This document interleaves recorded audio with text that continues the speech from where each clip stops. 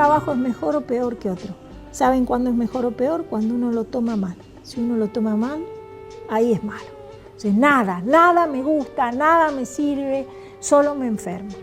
Pero si me lo tomo bien, haga lo que haga, todo es digno, todo es bueno, todo es importante. Lo que yo hago tendiendo una mesa es importante. Lo que hago es importante y si lo hago por los demás, más. Y si me importa el que esté al lado, también. Es la única forma, es lo que hicieron ellos. Montaron el África negra montó un imperio. Montó un imperio. De tamañas dimensiones, con nada. De tamañas dimensiones, con nada.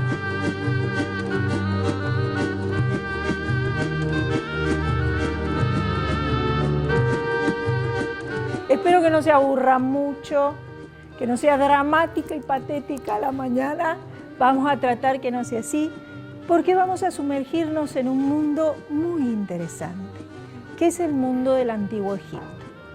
Miren, para estudiar Oriente se necesita poner en funcionamiento otra lógica, una lógica diferente a la lógica racionalista y occidental. Egipto fue un gran imperio, no una fantasía, no es producto de una película de Hollywood, Egipto existió. Ahora nosotros tenemos que preguntarnos cómo ese imperio extraordinario surge en esta zona desértica. Por supuesto que es fundamental el río Nilo, lo ven allí en verde.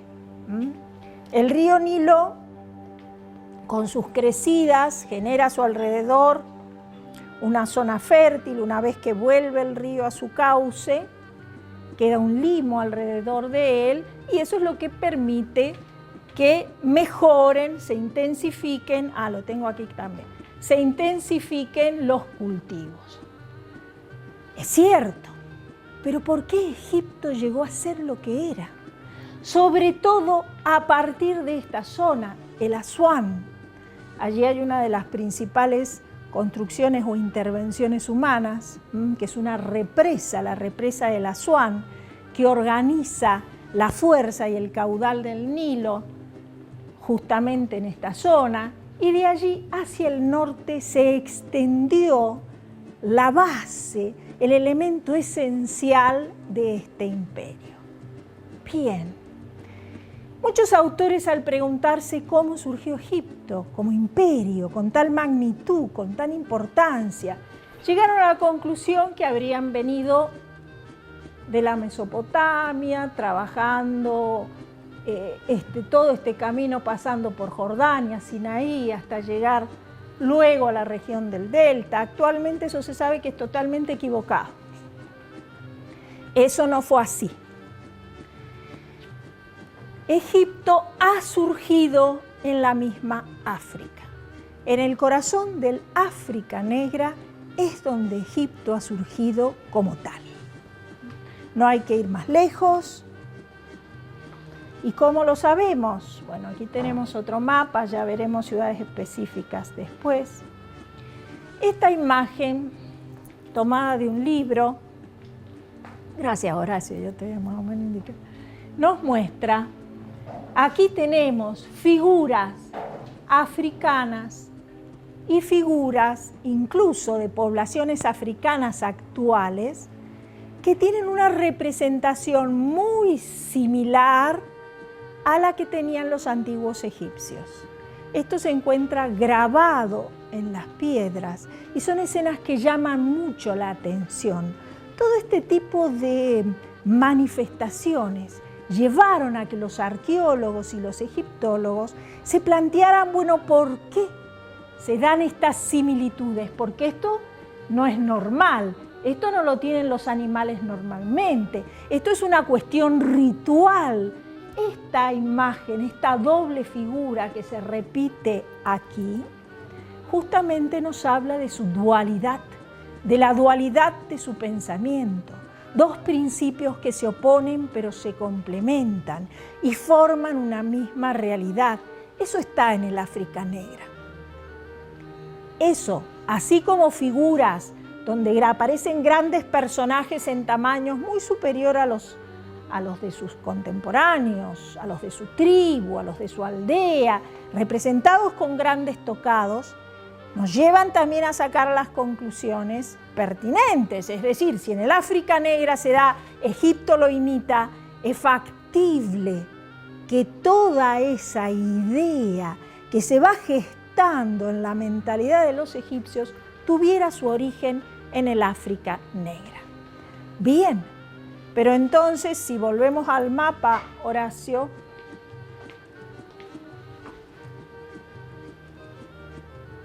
y volvemos al de color, que es más vistoso, nos preguntamos cómo sucedió.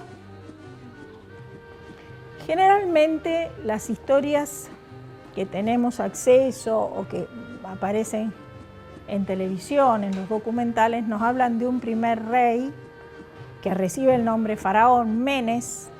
Cualquier similitud con la actualidad es pura casualidad, ¿no?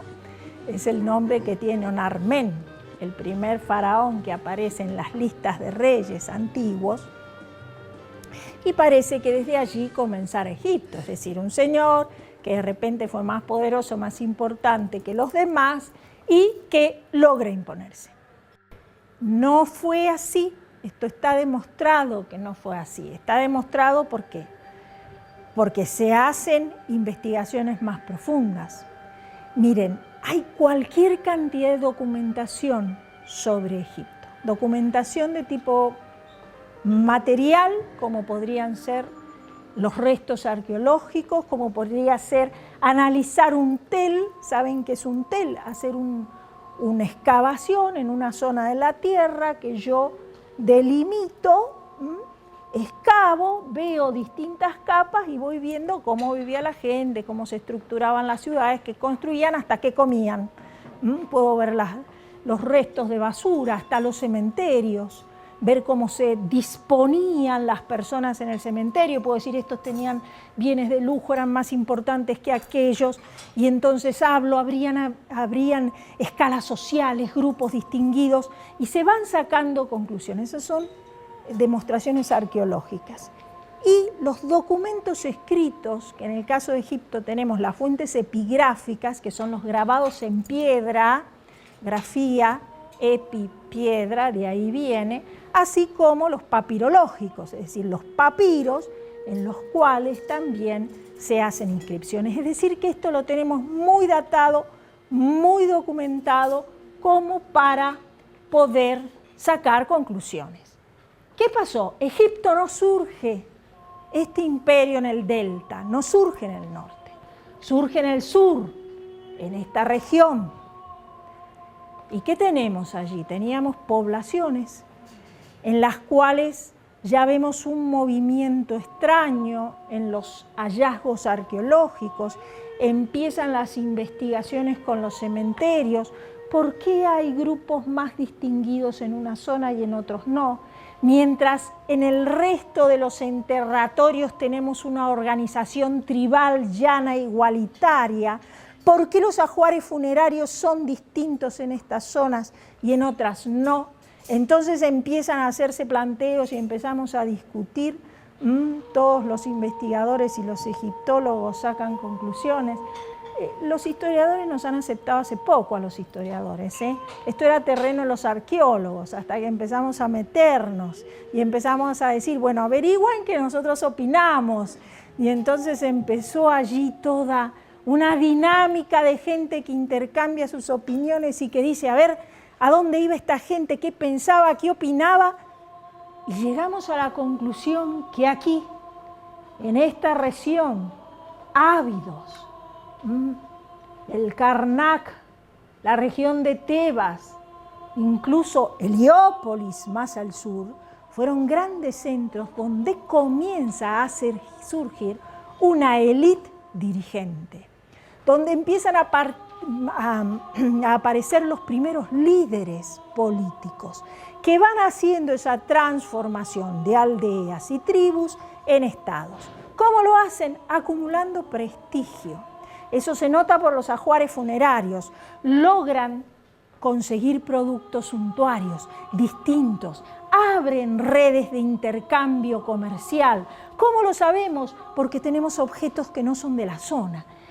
En la región de Nubia, incluso el famoso país de Punt, que está bien al sur, llegaba el incienso, llegaba el oro, llegaba el ébano, pero también venían productos que eran mesopotámicos. Entonces, ¿cómo llegan a esta región? Evidentemente, estos líderes de estas comunidades están logrando alternativas, están saliendo de lo tribal. Hay una nueva mentalidad en este grupo de pequeños pobladores. ¿Y qué eran? Elegidos. ¿Y qué eran? Hombres distintos, no me vayan a decir de otro planeta, por favor. No, no hay nadie de otro planeta. Eran personas como nosotros, más altas, más grandes. Y si uno se pone en las representaciones epigráficas, parece.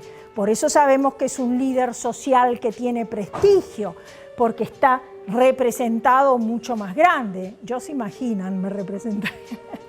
Además que soy alta, enorme.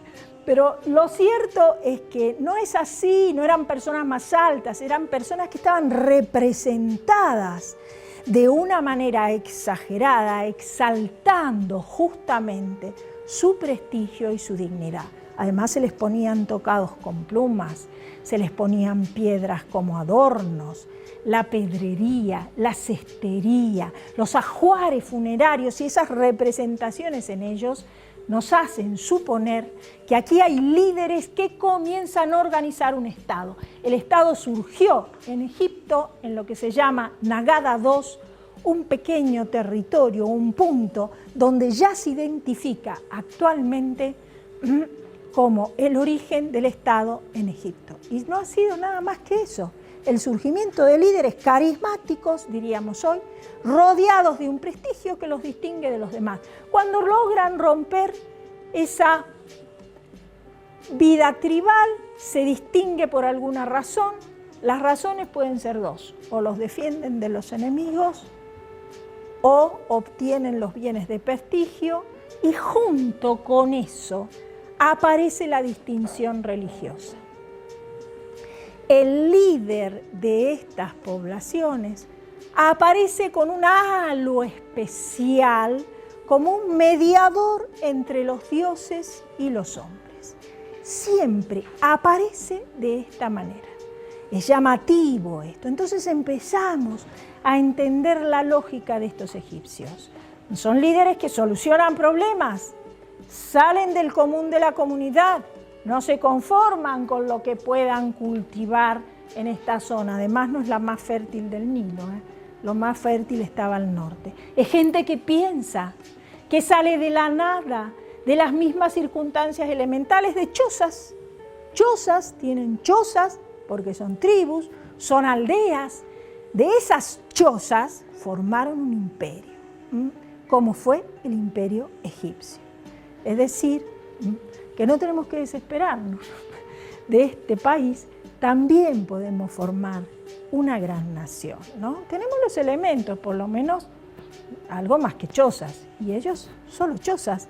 No había fax, no había aviones, no había internet, y a lo mejor agudizaron más su ingenio. Solo gente que quiso resolver un problema, solucionar un conflicto y que sale adelante y que dice: yo puedo. ¿Puedo con qué? Con lo que los demás, con nada, pero puedo porque creía en sus divinidades, toma esa situación de mediador, esa postura de mediación y se anima a intervenir en sus circunstancias. Eso es todo. ¿Cómo se dio entonces el surgimiento del Estado egipcio? Porque nosotros veremos primero una capital en Tinis y después una capital en Menfis, en la zona del delta. Entonces, ¿cómo surgió ese Estado egipcio? Se dio cuando todos estos líderes de prestigio, sobre todo de Abidos, sobre todo de Hieracómpolis, de ciudades de esta región, decidieron de a poco ir incursionando hacia el norte para asegurar los caminos más factibles para lograr el intercambio de productos. Fíjense lo que vieron. Miremos el mapa. Por aquí es más difícil llegar a la Mesopotamia. Bueno, tengo que atravesar el Mar Rojo, tampoco para... Pero si yo estuviera en el norte, por empezar, que la zona es más fértil, el delta donde muere el río con su amplitud de brazos permite una mayor posibilidad de aprovechamiento del terreno en el campo fértil, y tenemos lo que es ahora el Canal de Suez para pasar. Dijeron, vamos al norte, incursionemos hacia el norte. En el norte no habían ciudades tan importantes, no se ha dado ese fenómeno. Tenían más riqueza, tenían más agricultura, estaban mejor los señores en las chozas, no eran nada más que aldeas y chozas, pero estaban mejor. Y sin embargo, viene de la gente, las ideas, la inventiva, viene de la gente que tiene más necesidad, que dice, ¿cómo lo soluciono? El problema agiliza la inteligencia. Y es así. Eso se da mucho en la historia, se da mucho. La cuestión que llegan, van incorporando, finalmente toman el norte. En esa región no hay grandes poblaciones que presenten una contienda o un enfrentamiento. La batalla de Narmén es una masa, es una placa en la cual se ve que hubo algún tipo de guerras y demás, pero sin nada destacado, llamativo. Solamente falta investigar un sitio allí, que es la ciudad de Buto. A ver si la vemos quizás más en el otro mapa, donde está Buto, está bien al norte, quizás la ven. Buto podría haber sido un poblado más evolucionado. Todavía se está investigando Buto a ver qué pasa, pero de ninguna manera como las ciudades del sur. Es decir, que el líder que logra unificar Egipto viene del sur. Y sí, hay un primer faraón que es Narmén, suponemos nosotros. Ahora, ¿qué documentos nos han quedado de esta época para decirnos, bueno, qué reyes habían, cómo lo sabemos y demás? Las listas de reyes, esto está en un museo, han sacado la piedra, esto es epigrafía, grabo en la piedra. Ahora, generalmente está casi todo en el Museo Británico. ¿Cómo hicieron los ingleses? Se llevaron casi todo lo más importante de Egipto. Yace en el museo, muy bien cuidado, voy a decir, muy bien, pero en el Museo Británico se encuentran. Esa es la piedra de Karnak. Hay muchísimas inscripciones allí. Está el nombre de todos los faraones que han ocupado. Mírenlos aquí. Esta es una imagen del Saqqara. Es una representación de la piedra del Saqqara, de la lista del Saqqara, ¿no? El Saqqara está, si volvemos al mapa, en la parte oriental, en el desierto oriental. Pero esta representación es bonita porque les permite ver cómo ellos colocaban los nombres de los faraones. Cuando ustedes vean un cartucho y adentro la inscripción es el nombre de un faraón. Es decir, si van a Egipto y les venden un cartucho con el nombre de ustedes, son faraones o reinas. Eso les quieren decir. El cartucho es propio del poder faraónico, del poder real. Y estos son los documentos que nos han dejado los egipcios para conocerlos. Bien, llegamos entonces a esta figura que les he nombrado, su máximo líder, el faraón. ¿Quién era el faraón? El faraón no era ese señor medio inútil que nos suelen poner en las películas, bastante ridiculizado, está con Moisés, siempre se equivoca. El faraón era el hijo de Re, el hijo del sol, un dios en el trono. Era un Horus. Ustedes saben que entre los dioses principales de los egipcios estaba Horus, Isis, estaba Set, estaba Osiris, tenían un panteón enorme de dioses, pero les digo uno de los principales.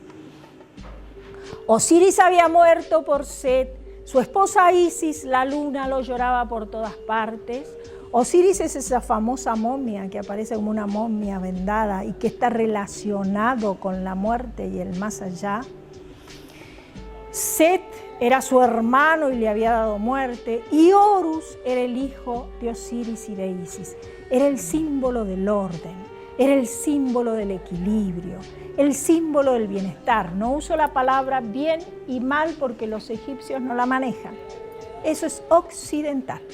Los egipcios únicamente tienen la idea de orden y caos, desorden y orden, armonía y ruptura de esa armonía, lo que nosotros llamaríamos quizás bien y mal. Pero esta es un parangón como para entendernos. La lógica de ellos es diferente, es otra lógica. Por eso nosotros debemos hablar con sus palabras, entenderlos como ellos lo pensaban. El faraón era el garante del orden. Era un orden cósmico que dependía del sol representado en uno de sus principales dioses, Ra, Amón-Ra. Así como el sol sale sobre la tierra y le ilumina todo y organiza las cosechas y asegura la vida, de la misma manera el faraón en el trono aseguraba el orden, evitaba el caos, hasta el orden cósmico. La muerte de un faraón era terrible para ellos porque podía venir un proceso de caos si inmediatamente no subía otro faraón en el trono. El faraón jamás perdía una batalla. Kadesh, que fue una gran paliza para los egipcios, fue festejada en Egipto como una gran batalla, como un gran triunfo, muy discutido, donde los hititas tuvieron bastante puntería, ¿no es cierto?, con los carros egipcios, con sus lanzas y demás. El faraón jamás es vencido. Cuando iba frente a su ejército, nadie temía. Iba el Dios en la tierra con ellos. El faraón era el gran constructor. ¿Y qué es el faraón? Otro líder. Es el líder por excelencia de Egipto. Él mantiene a Egipto unido. Hay una simbiosis entre su pensamiento político y su religioso. Pero bueno, a ver, es el líder. ¿Cómo debía manifestar ese beneficio hacia el resto de los hombres? Debía manifestarlo. Había una fiesta anual que en un principio se hizo anualmente, después se hacía cada 5 años, cada 10 años, que era la famosa fiesta Set o el Geb Set, se llama de una de las dos maneras, no de las dos, en la cual el faraón tenía que demostrar sus fuerzas, mostrar que era el mejor arquero, mostrar que visitaba todos los templos y era el sumo sacerdote, mostrar que controlaba todos los trabajos, mostrar que aseguraba el bienestar de las cosechas, e incluso daba una carrera, corría alrededor del templo demostrando sus fuerzas físicas, porque el caos era el peligro y el orden cósmico dependía de sus fuerzas. El líder siempre debe demostrar su vigor, su permanencia. Bien, estos faraones que una vez muertos pasaban a la inmortalidad y se comunicaban, se transformaban en otro Osiris, eran los grandes benefactores de su pueblo. Debían proveer lo necesario, debían generar los medios de abundancia. Por eso eran respetados. Generalmente cuando había un faraón débil, Egipto cayó en los periodos de decadencia intermedia o periodos intermedios, como se los llamó, les pasó 2 veces.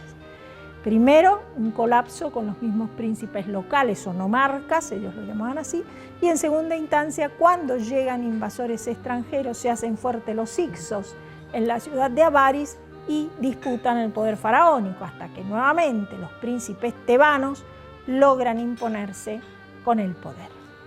El faraón era representación de Mat. ¿Qué es Mat.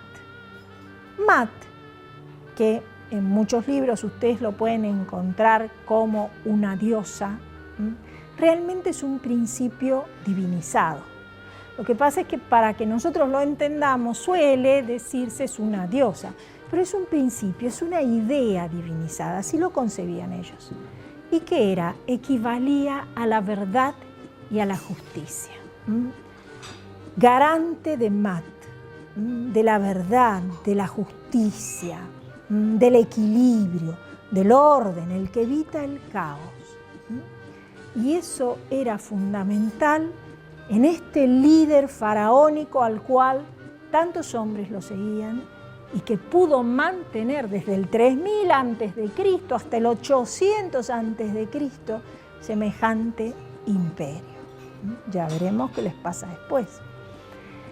Y aquí les he puesto un poco su conjunto de dioses para que ustedes los conozcan. Fíjense que siempre las representaciones egipcias son de perfil, no conocen la perspectiva, el que sabe de arte a lo mejor lo recuerda. Y son formas zoomorfas. Primero eran formas de animales únicamente y luego ya se admite la forma humana. Hay distintos dioses, pero ojo, ellos tienen esa idea de complementariedad. Y en el fondo, las escuelas teológicas egipcias consideran que hay un solo Dios con múltiples representaciones. Esas representaciones tienen distintos poderes, que generalmente se vinculaban con los poderes de la naturaleza. En los templos egipcios, la parte principal del templo estaba a oscuras. Y afuera estaban las estatuas de estas divinidades, porque el Dios profundo, incognoscible, estaba en el interior del templo, hacia donde el sujeto y demás no se dirigía. Estos dioses eran para ellos, para la gente del pueblo, para el común, sus protectores y sus inmediatos representantes. Generalmente este Dios, les hago una aclaración, los egipcios tenían distintas escuelas teológicas. La escuela teológica de Menfis es una cosa, la escuela teológica de Hermópolis era otra cosa y la escuela teológica de Heliópolis es otra. Dependía la ciudad que tenía el privilegio en ese momento de ser capital o estar en la palestra, cuál divinidad o cuál línea teológica se imponía.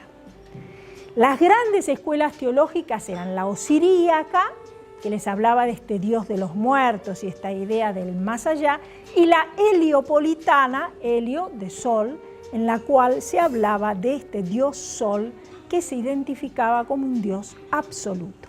La que logra imponerse, debido a que Tebas fue durante más tiempo la capital del imperio, fue la heliopolitana. ¿Por qué? Heliópolis, muy cerca, adoraba al sol como una manifestación de ese dios, no como el dios en sí mismo. En Heliópolis lo llamaba Ra, y en Tebas a esa misma divinidad se la llamaba Amón. Por eso nosotros tenemos una síntesis que ellos mismos aceptaban, Amón-Ra, como ese dios misterioso que se manifiesta a través del sol. Bien, lo cierto es que todas esas escuelas teológicas, si bien diferían en el dios principal al cual le rendían un culto específico, llegaban a una conclusión común: el origen de lo creado o lo absoluto. ¿Qué pensaban los egipcios? En el origen de la vida existía el Nun. ¿Qué era el Nun? Era un océano de aguas profundas, oscuras, heladas, donde no existía nada y existía todo. Era lo no existente y lo que existe a la vez, en esta idea de complementariedad que tienen los egipcios. ¿Cómo se entiende esto? a ver, acá la gente cibernética, genial, y todos geniales. Bien, es como si fuera un océano de virtualidades. Todo está en potencia, todo navega, pero no ha alcanzado la plenitud del ser, no está llamado a la existencia, pero está en potencia desde la eternidad. Así pensaban los egipcios. Así pensaban los egipcios, 3000 años antes de Cristo. De repente surge de Senún el demiurgo, así llamaban a él allí ellos, a este ser, porque es un ser que llega a la vida, que se autoengendra, que surge de ese océano primordial y que crea todo lo existente, dioses, animales, hombres, todo lo que existe. Bien, esa es la idea general que tienen los egipcios. Sigamos. Pasemos, Horacio. Bien, les voy a mostrar esta imagen. ¿Ya está? 5 faltan. Terminamos con esta imagen que es enigmática, que sorprendió muchísimo a sus descubridores cuando la ven en las pirámides y que tiene 3000 años de antigüedad esto, y que los griegos llamaron la psicostasis, la pesada del alma, la crisis del alma. Y bueno, no la entendían mucho hasta que después se descifran los jeroglíficos y empezó a entenderse su significado, porque está todo escrito. ¿Qué era esto? Lo vemos en otra imagen más ampliada. Allí la ven, no sé, esta es más completa. Bueno, allí el alma, el muerto, es acompañado por el dios Anubis. El dios Anubis era el embalsamador. Ustedes saben que la gente tenía más o menos un proceso de 40 días de embalsamamiento. Cada cadáver se embalsamaba muy bien, se los ponían con sus objetos familiares y demás, y se dejaban en sus tumbas. ¿Y qué pensaban ellos? Que ese dios Anubis lo llevaba frente a una balanza. Miren, ahí está Anubis preparando 2 platillos, que está en un lado el corazón del muerto y en el otro, ¿qué ven? Una pluma.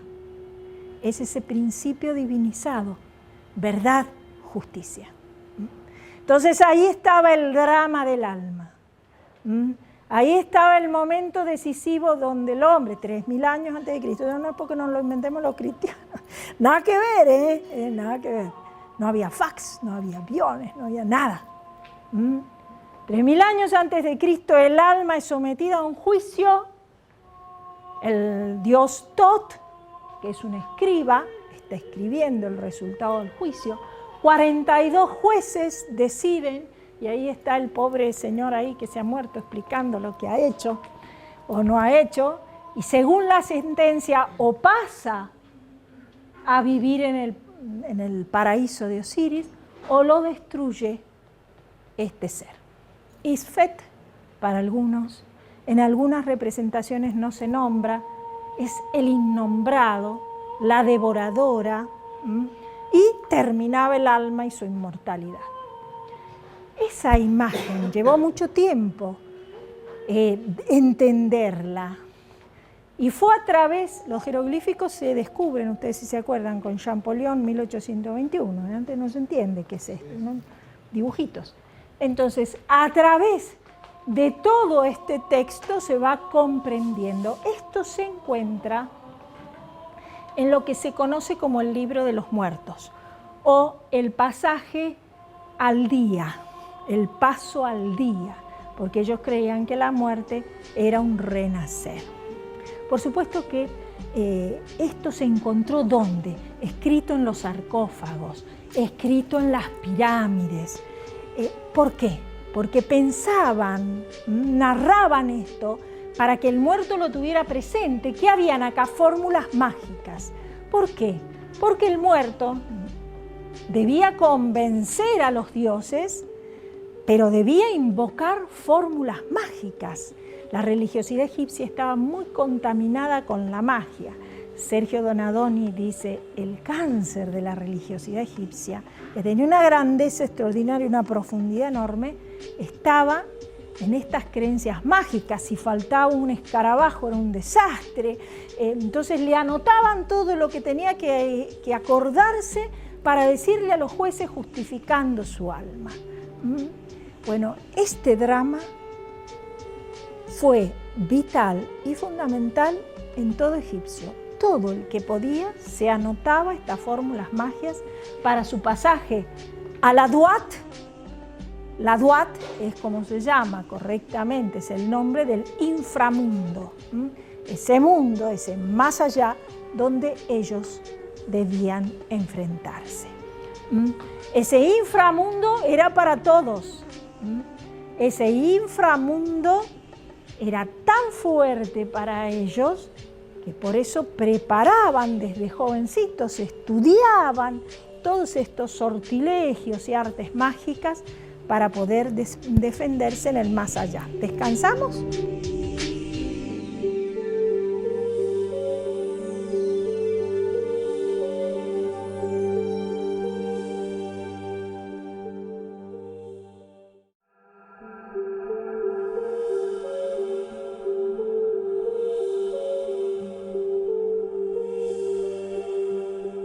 Y ahora les voy a hablar de Akenatón, Amenofis IV. Amenofis IV quiere decir Amón está satisfecho. Siempre cuando tomaba su nombre un faraón, ese nombre tenía un carácter programático. Es decir, había un programa de gobierno al que él adhiere personalmente y que, bueno, se carga un poco en su nombre, en su titulatura real. El faraón tenía muchos títulos. ¿Cómo conocemos todo lo referido a los faraones? Y por las cartas, las estelas, los documentos internacionales, todo lo que había. Ya estamos en el Imperio Nuevo, estamos en una época bastante reciente. Egipto ha crecido, ha pasado distintas etapas. En el Imperio Nuevo, Egipto sale de la introspección propia que provocaba el Nilo para mirar hacia alrededor y decir, bueno, hay todo un mundo que conquistar, hay todo un mundo hacia el que podemos dirigirnos, no solo para obtener objetos de intercambio de lujo, sino con una finalidad conquistadora. Y llega al trono este faraón y va a producir un gran cambio. ¿Por qué produce un gran cambio?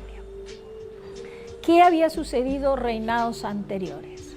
Yo les hablé de Amón-Ra, este dios de Tebas, de estas corrientes heliopolitanas y tebanas, estas escuelas teológicas.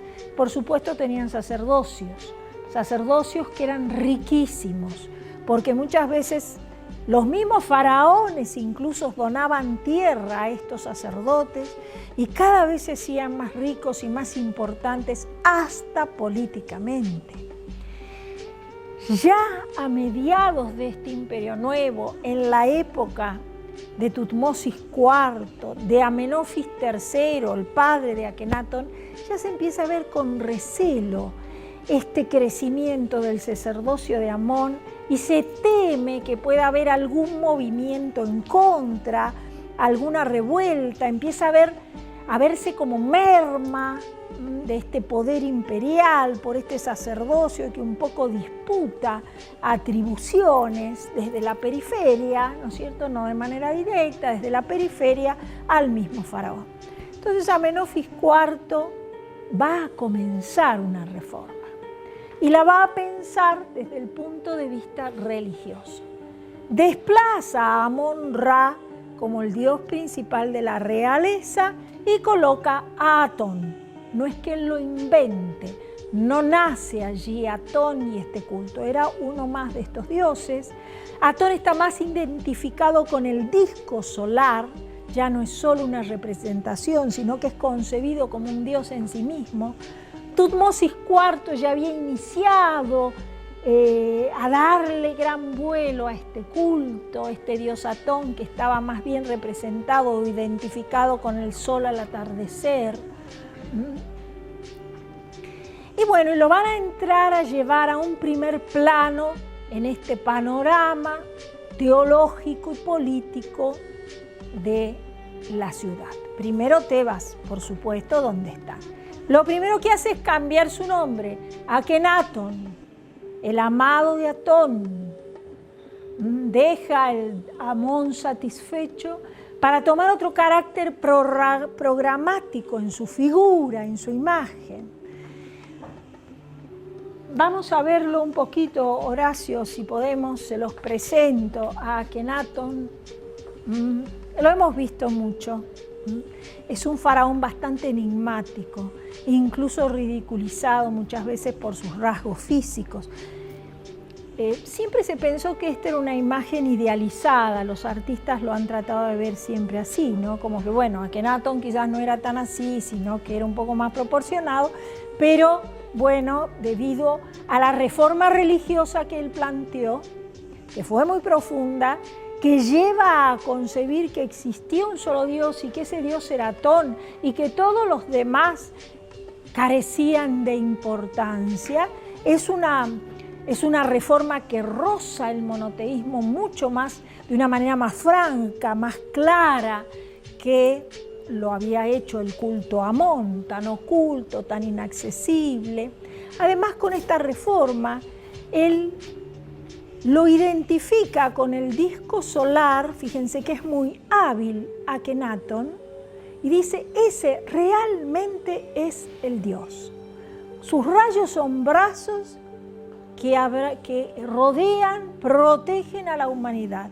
Y además lo utiliza políticamente, porque desde el punto de vista diplomático busca una divinidad que no sea un misterio absoluto, sino una divinidad que sea comprensible a todos, asequible a todos, ¿no?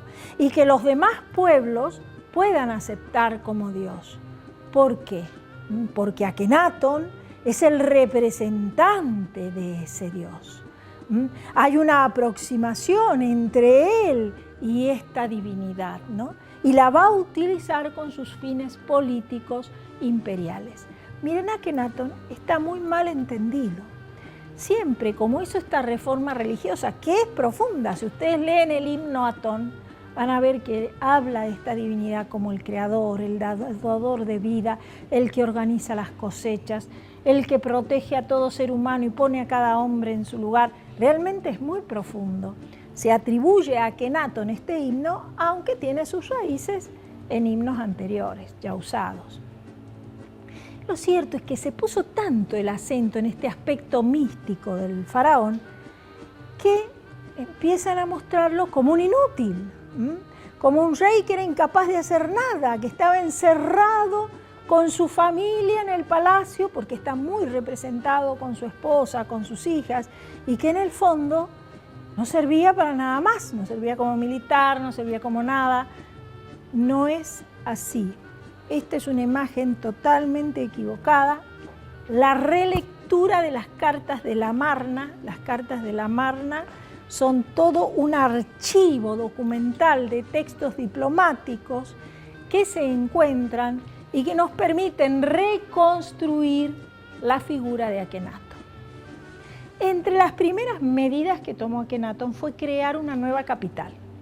Nada menos, dejó Tebas, armó una nueva capital que se llamó Aketatón, la ciudad de Atón, el solar de Atón, una ciudad que prácticamente estaba totalmente a la luz, bañada por los rayos del sol. El sol entraba por todas partes, era esencialmente luminosa, estaba en alto. Bien, además de armar una ciudad, hizo que se abandonaran muchos de los templos dedicados a Amón. Trasladó las riquezas que había en esos templos a Aketatón, rodeó a este dios de todas esas riquezas, trasladó trabajadores, llevó gente. Prácticamente los antiguos santuarios de Amón, nos narran las estelas, quedaron cubiertos de vegetación, de hollín, de tierra, de arena y demás, abandonados frente a este nuevo avance que significó la reforma de Akenatón. No es un hombre común el que hace esto. No cualquiera se animaba a hacerlo así. Su padre, Amenofis III, había empezado a hablar de Atón, pero bueno, también conciliando con el dios Amón, evitando conflictos. Akenatón rompe con esto, instaura esta nueva teología centrada en la figura de Atón y quiebra con los esquemas sociales y políticos tradicionales. Esto es muy importante. Social, ¿por qué? ¿Por qué hablo de lo social también? Y voy a hablar de lo económico. Lo social porque lleva un nuevo grupo de personas a los cargos directrices del Estado. Deja un poco a estos sacerdotes que muchas veces cumplían funciones administrativas y a la nobleza aparejada con ellos, y lleva gente nueva a estos cargos administrativos. Esto fue un cambio muy importante, porque debía reestructurar Aketatón, esta nueva ciudad, que también se la llama el Amarna. De allí que los descubrimientos de esta documentación diplomática se encontraran en esta ciudad y fueran tan importantes. El TEL, el sitio arqueológico en el cual se hace este descubrimiento, se llamó el Amarna, y allí se encontró la ciudad de Akenatón. Y se encontró toda esta documentación que nos ha cambiado la historia. Al principio se creyó que Akenatón, como les dije, era un terrible cobarde, era un hombre, un místico y nada más, pero ahora se está volviendo a recrear su figura. Realmente el liderazgo de Akenatón es sorprendente. Por eso es uno de los reyes más interesantes que hay, uno de los faraones más importantes de esta realeza egipcia. ¿Qué es lo que hace? No solamente arma una nueva ciudad donde pone todo otro aparato burocrático, sino que organiza los tesoros, lleva los recursos económicos hasta esta capital y los distribuye desde allí. Cambia el centro de gravedad del Estado egipcio. Eso fue una hazaña bastante grande. Por supuesto que le trajo enemigos, ¿no? Todos los que estaban adheridos al culto tradicional, los que respondían a esas prebendas y estaban vinculados con esos intereses, se van a sentir muy ofendidos con Akenatón. Evidentemente no le gustó a todo el mundo.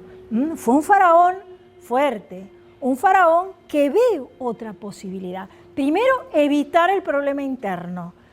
Esta gente que está creciendo y que va a perjudicar en algún momento el poder de la realeza. Reafirma el poder real. Y por el otro lado, ¿qué hace? Ve que Egipto puede crecer. Dice, Egipto necesita ser entendido en otras partes. Diplomáticamente no estamos bien vistos. ¿Por qué? Porque Egipto era el gran imperio, lejano a los demás, y bueno, un poco inaccesible a los otros. Por eso es que Akenatón busca ver de qué manera puedo llegar a esta gente, de qué manera puedo hacerme entender. Entonces se hace entender a través de un culto que todas puedan interpretar. El sol en casi todas las comunidades de aquella época era entendido ya como un ser divino. Entonces fue aceptada más en el exterior que en el mismo Egipto esta reforma.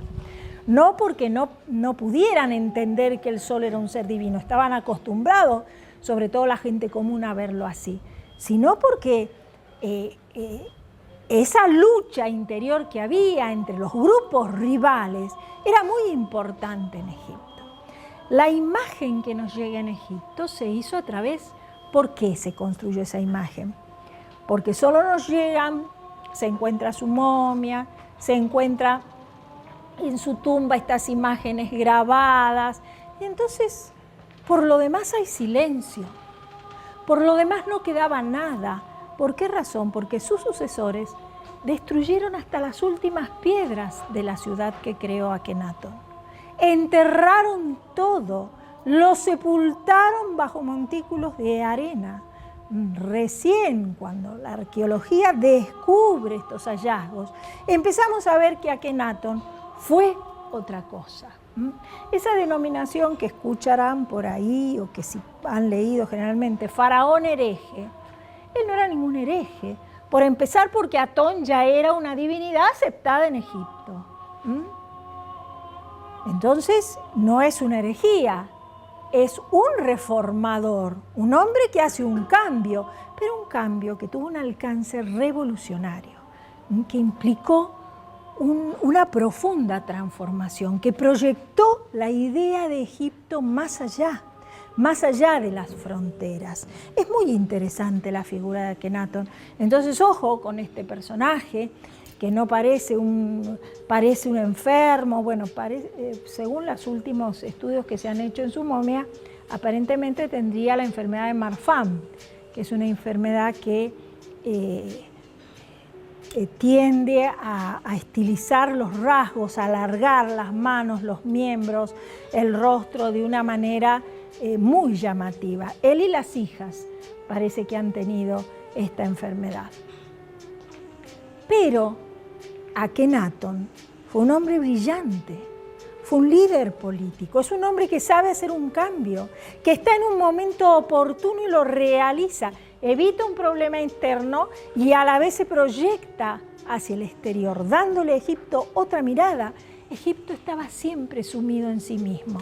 La introspección, pensar en ellos, pensar en que nadie se acerque al Nilo, pensar en que con esto es suficiente y tengamos objetos de intercambio de los demás y es suficiente.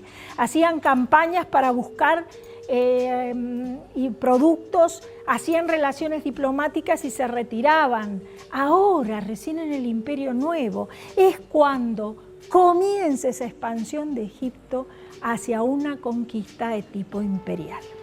O sea, vamos a verlo nosotros también a Akenatón, cómo lo piensa en el plano internacional todo esto y cuáles son los documentos que tenemos para verlo. Bueno, les voy a mostrar esta estela. Esta es una estela, es una fuente epigráfica grabada en piedra y es muy significativa. Esta estela está cerca de las esfinges de Giza y fíjense que tiene el sol con sus brazos, ¿lo ven? Como rodeando un cartucho. ¿Cuál es ese cartucho? El nombre del faraón. Acuérdense que los faraones escribían su nombre siempre en un cartucho. Fíjense entonces cómo está allí el cartucho, cómo están los nombres, los cartuchos de la reina y el rey, cómo están todos estos símbolos, también estas escrituras, hablando justamente de la vida, la tumba de la reina y el rey, cómo están protegidos por este sol que los abarca. Esto es un antecesor de Amenofis IV, Tutmosis IV. Pero ya Akenatón toma esa idea, la desarrolla, le da forma y la lanza en el tiempo. Dice, bueno, a través de esto, un Dios protector que abraza al faraón, que nos abraza a todos, que abraza su nueva capital, que es la capital de Atón, vamos a desplegar Egipto en el mundo. Fue muy interesante la idea de Akenatón. Entonces, no es un faraón hereje cuando lo escuchemos o lo leamos desactualizado, si lo leemos mal interpretado, y no es un faraón débil. Akenatón no fue débil, para nada. Ahora que lo hemos visto, veamos esta representación, es hermosa. Miren, en este grabado aparece Akenatón con su esposa, la famosa Nefertiti.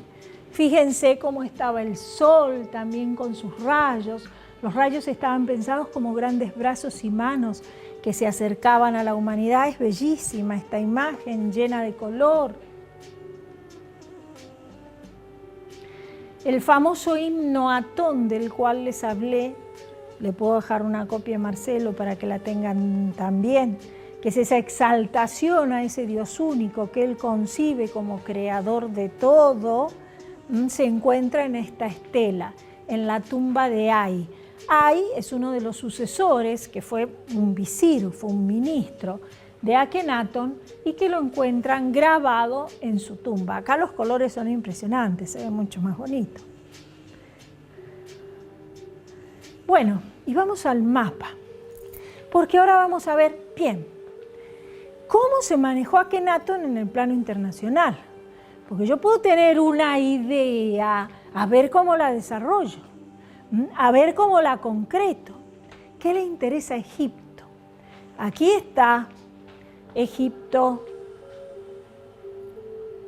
y aquí el corredor sirio-palestino. Más al norte, en la Anatolia, estaban los hititas. En esta región, en algún momento, los asirios. Siria, Palestina, las grandes ciudades, Biblos, Jerusalén.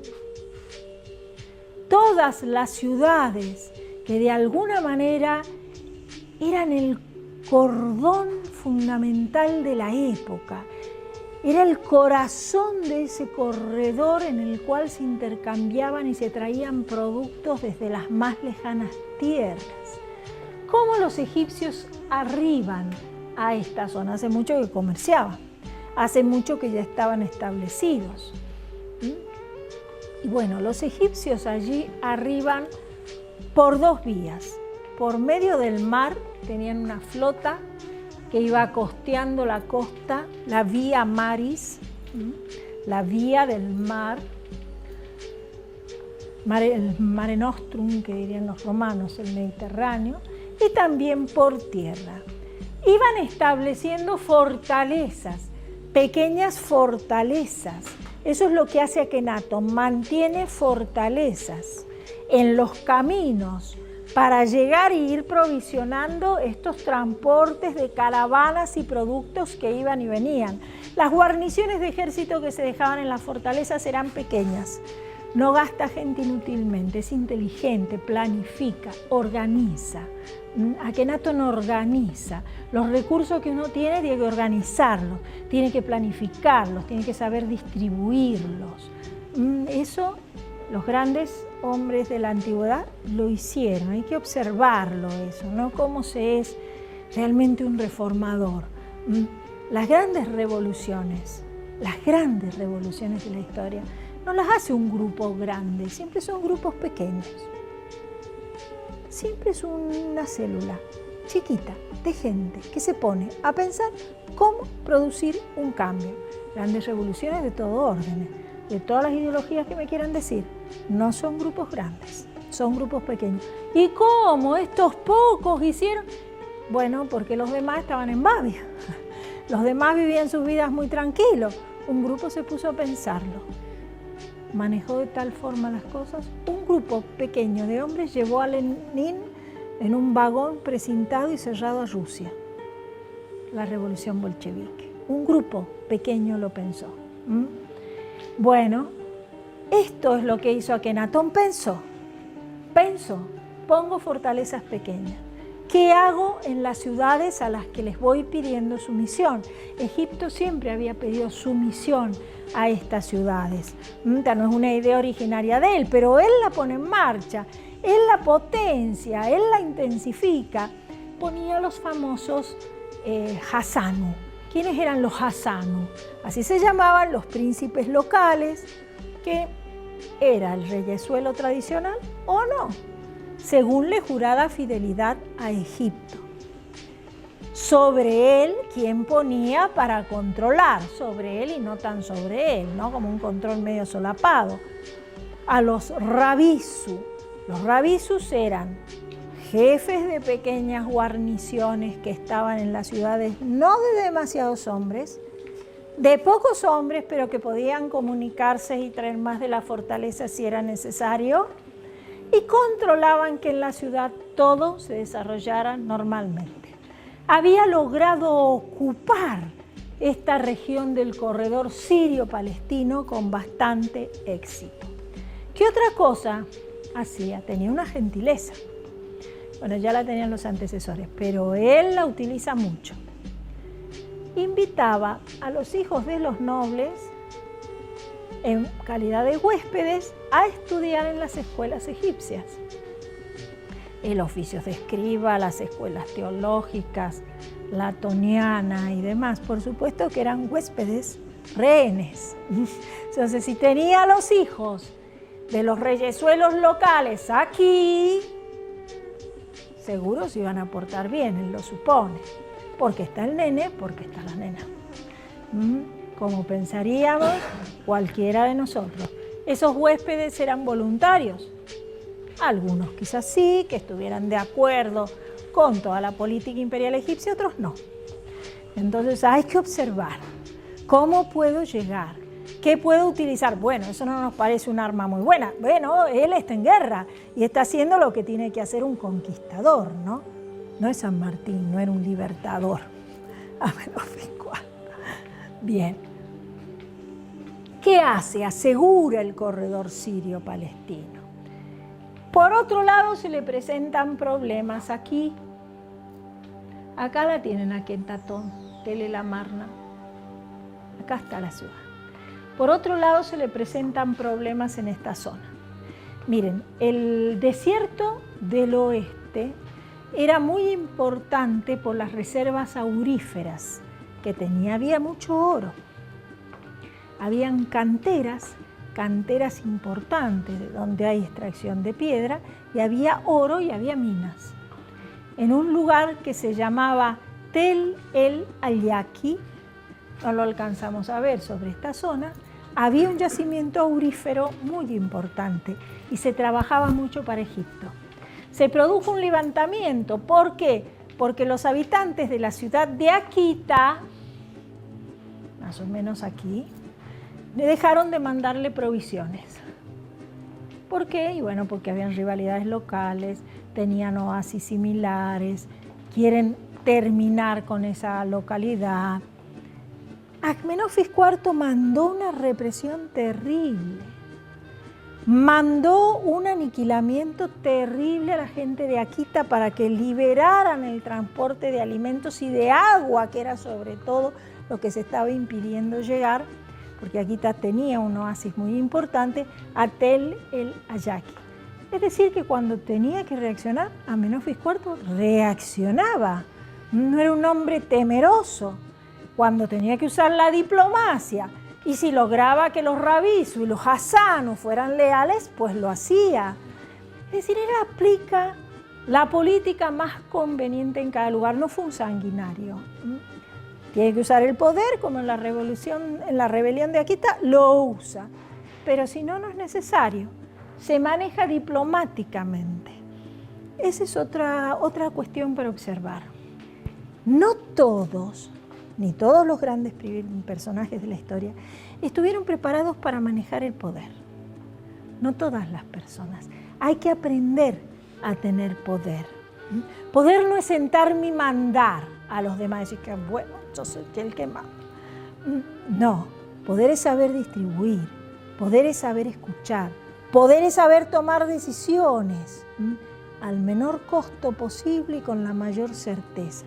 Es lo que hacen los grandes personajes de la historia. Otros, no, que han producido grandes revueltas, que han producido grandes matanzas. Bueno, eso es otra cosa. Pero el manejo correcto del poder era privilegio de unos pocos. Aún en la actualidad hay que saber tener poder. En el área que yo tenga, sé tener poder. Qué incógnita, ¿no? Es una de las grandes tentaciones del ser humano, el mal uso del poder. ¿No? Me siento poderoso, soy el jefe, soy autoritario. Jamás, jamás. Además estaba el famoso principio de verdad y justicia. Él era la encarnación de Mat. a pesar de Atón y su reforma, estos principios mentales que tenían los egipcios son sostenidos. Hay una búsqueda del orden, jamás el caos. El desorden es la violencia sin sentido.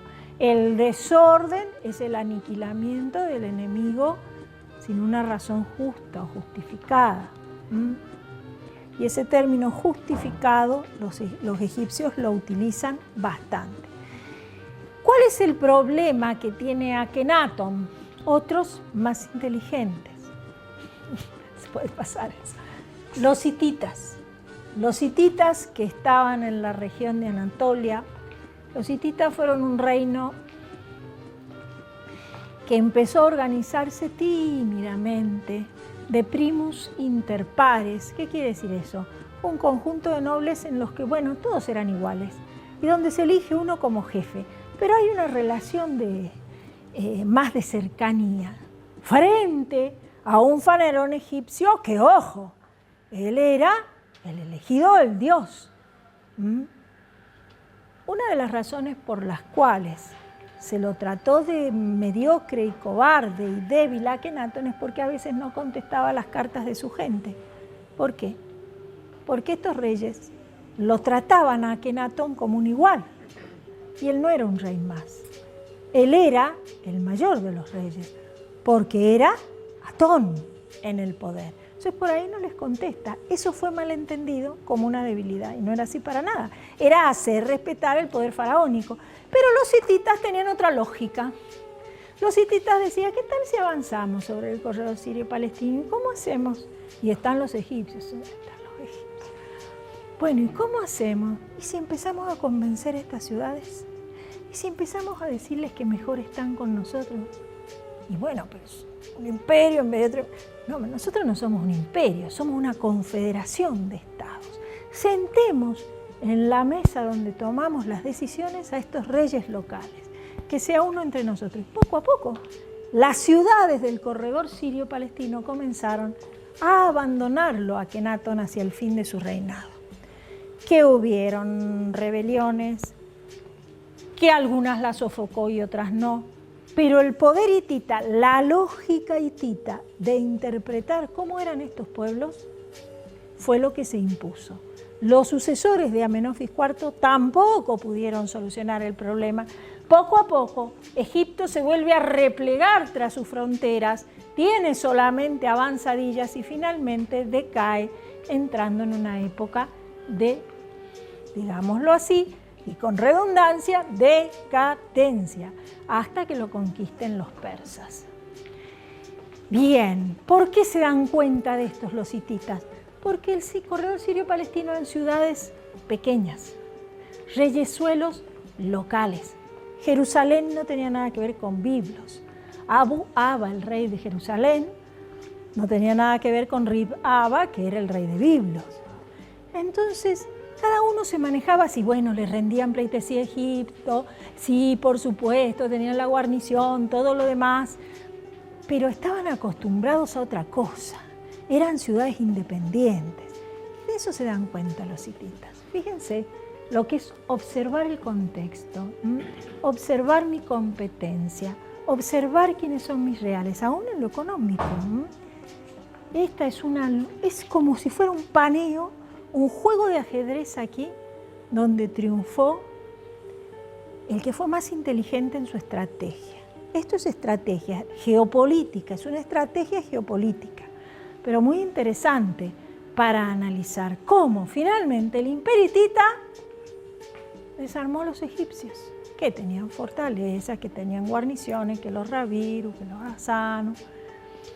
Y bueno, se puede. No repuntaron los egipcios. En la época de Ramsés II se dio la famosa batalla de Kadesh. Bueno, Ramsés volvió triunfante, pero le habían dado una paliza que ni les cuento. Veamos algunos documentos de estas cartas de la Marna, que es esta colección encontrada en Akenatón, y ahí lo tienen al rey de Biblios, que dice: prepárate, El rey mi señor enviará tropas y carros que protegerán la ciudad del rey mi señor. Mira Biblos, no es como las otras ciudades, es fiel al rey desde hace mucho tiempo. Esos EA, cuando dice así, es como si fuera la numeración, la codificación que tienen las cartas estas de la mano. Shubardata de Hebrón dice, sepa el rey mi señor que el jefe de los Jabiru se levantó en armas contra los países que el Dios del rey mi señor me dio. También sepa el rey mi señor que todos mis hermanos aliados me abandonaron. Solo yo y Abu Eba de Jerusalén luchamos contra los Abirus. Los Abirus era gente que estaba como en el desierto, que eran como mercenarios, que los llevaban de acá para allá los que organizaban ejércitos. Miren aquí, en el centro está Akenatón. Esta estela es muy bonita porque nos muestra cómo de todos los pueblos, de todos los países, le van llevando ofrendas y obsequios a Akenatón. No era un débil. Esta estrella, esta estela, no lo muestra como un personaje débil, ¿no? Era un gran faraón Akenatón, era un gran soberano. No porque él tuviera una idea religiosa mística era débil. No todos los religiosos son débiles, muchas veces al contrario, es un proceso ascético y místico que apoya la fortaleza. Bien, en la estela de Buen se lee, año 12, tercer mes de la inundación, día 20. Larga vida al gobernante del horizonte, que aparece en el horizonte en su nombre de luz del sol que aparece desde Atón. El rey del Alto y el Bajo Egipto, lo está nombrando Akenatón, obviamente. El que vive en Mat, en ese principio de justicia.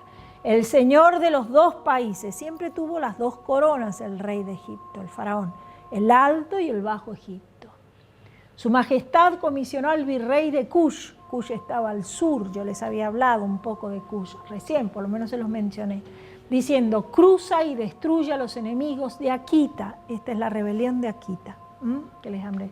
El fugitivo fue castigado. El canto de victoria estaba en sus oídos. El león fue matado. Aquí les muestro la estela. Antes de terminar les voy a mostrar a este jovencito, Tutankamón. Generalmente, históricamente, tenemos la idea de que Tutankamón fue maravilloso. Y es un muchacho que muere muy joven, 18, 19 años. Tutankamón era el yerno de Akenatón. Muy jovencito, se casa con una de las hijas de Akenatón, el primero que hereda a Akenatón, que sucede, Semenkare, que es el casado con una de sus hijas, y luego a la muerte de este, Tutankamón.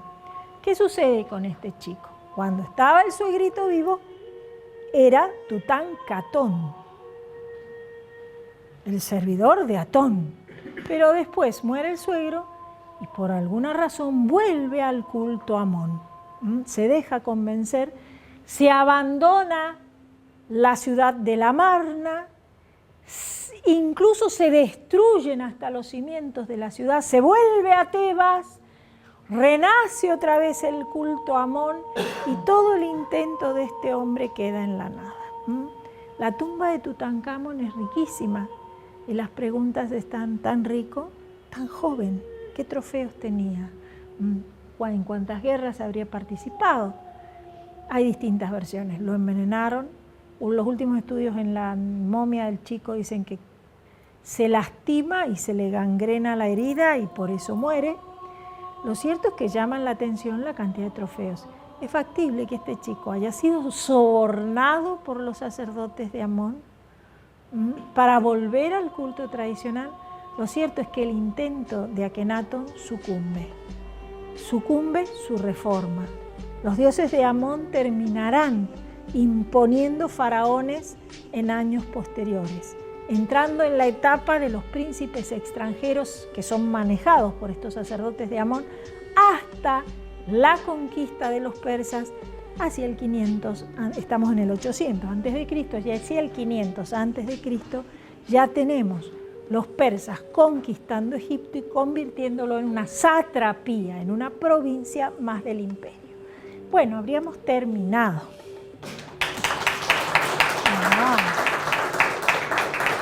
A los organizadores,